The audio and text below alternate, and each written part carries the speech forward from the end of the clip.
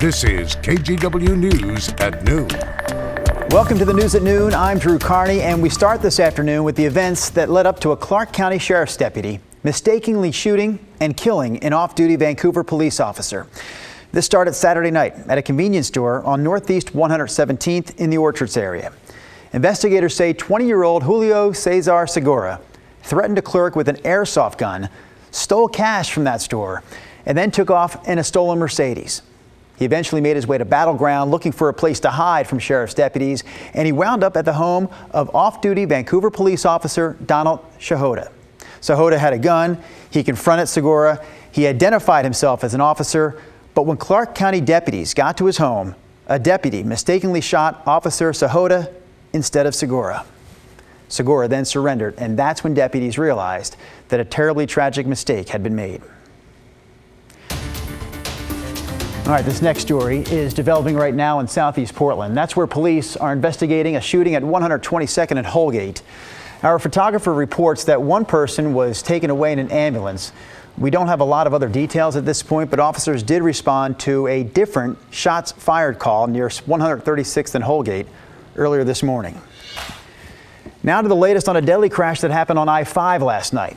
A car hit and killed a pedestrian just south of the interstate bridge.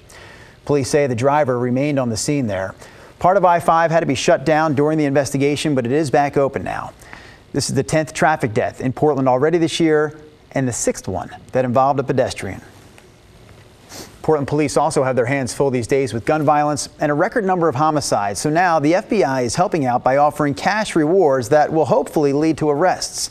It's part of the agency's Safe Streets Task Force, and the rewards range from $15,000 to $25,000. The goal is to close the books on unsolved murders, including the death of 18-year-old Michaela Harris, who was shot on Southwest 3rd in downtown Portland just last summer. Michaela's murder is one of 7 unsolved crimes that qualifies for this FBI reward. Michaela's aunt, Patricia Center, talked to us about her niece, who had just graduated from Grant High School 1 month before she was killed. We're trying to get justice for Michaela. We're trying to give her parents some peace in hopes that us speaking up today, that someone will say something, because somebody knows something. The FBI says potential witnesses may be scared to come forward because they're afraid of retaliation. Agents say, though, that you can contact Crime Stoppers or the FBI directly, and law enforcement will make sure you're able to share information safely. We have the email for Crime Stoppers and a phone number for the FBI posted on KGW.com. This next story is about a death on Mount Hood last weekend. Mount Hood Meadows confirms that a 30-year-old skier died at the resort early Sunday morning. Again, this happened shortly after lifts started running that morning. Meadows says they believe the man lost control on the ridge run, then slid down an advanced trail, and at some point he also hit a tree. He later died at the hospital. Rescue crews have been very busy on Mount Hood lately. Back on Saturday, for the 4th time in a week, they saved someone near the top of the mountain. In this case, it was someone who was snowshoeing, and this person fell 1,000 feet. Portland Mountain Rescue says a group of climbers was wearing snowshoes and micro spikes when they hiked up to the Hog's Back on Saturday. The fall happened on their way back down. These photos we're showing you are from that rescue. Fortunately, we're told the snowshoer who fell 1,000 feet is going to be okay. Portland Mountain Rescue says, though, climbers need to keep in mind that even with all this dry, mild weather we've been having lately, we are still in the middle of winter. Traditionally, the springtime has been more of what we consider to be typical mountaineering season. But with this stretch of really nice weather over the past couple years, especially, we've been seeing really long stretches of nice weather in the wintertime. It lures people out to try to climb the mountain. Although we have had several rescues lately on Mount Hood, none of those climbers have suffered major injuries. All right, Rod, let's talk about the weather right now. We've got some conditions changing as this week continues. Yeah, behind me, no more bluebird skies over Mount Hood. That's been light snow up at Timberline all morning. And by the way, in these stories that we've brought you of the rescues over the past week or so, nearly every single one of them included ice. So remember, this time of the year when you get sun and warm weather on the mountain, it sounds great.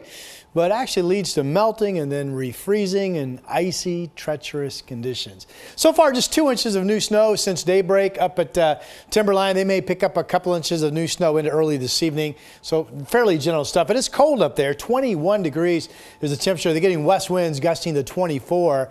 And really, for the first time yesterday and today in quite a while, we've got partially snow-covered icy passes. That's Highway 26 at Government Camp, 27 degrees. Slow going also at Santiam, where the temperature right now is 24. Here's the outlook for the mountain. So I mentioned they picked up some decent snow, 6 to 14 inches the past 2 days. It's the first decent dump, if you will, of snow since the first week of January.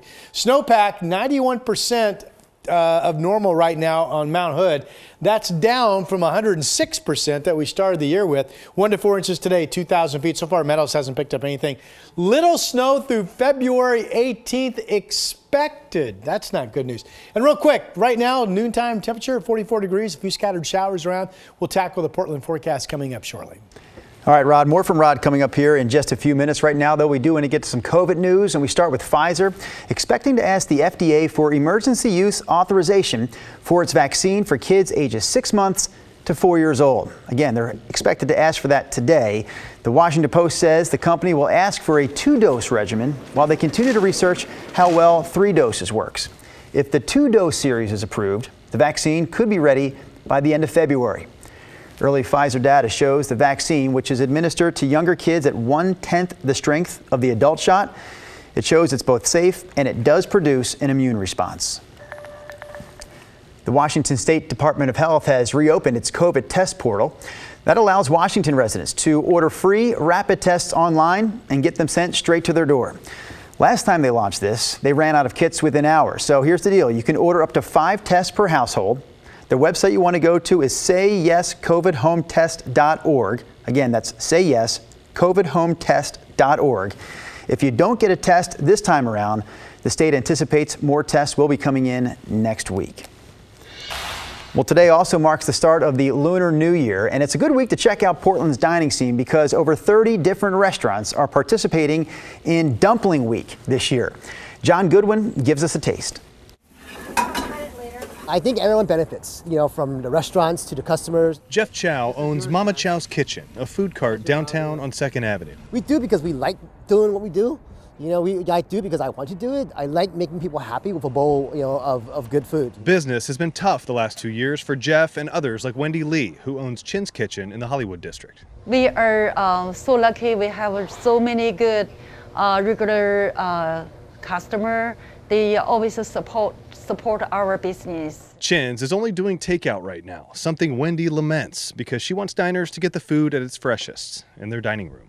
They have 7 different dumplings on the menu. For the new year, in our hometown, we have to eat dumplings. So my good customer coming to support us, try our good dumplings. Tuesday is the Chinese New Year, coinciding with Dumpling Week. A passport and list of more than 30 participating Portland restaurants can be found at dumplingweek.com. An offering of traditional food and, for Wendy and Jeff, pride in their heritage. Jeff lost his mom suddenly around Mother's Day last year. She's never far from his mind. When we got asked to participate in Dumpling Week 2022, I didn't know what to do. And so I said, let's just honor Mom and just do her recipe. And so even though it's on our menu every day, but we're going to honor her this year.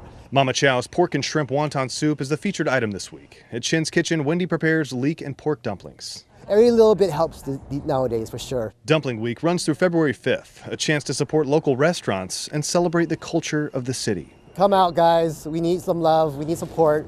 We're struggling, but we're still here making things happen. See you soon. In Portland, John Goodwin, KGW News.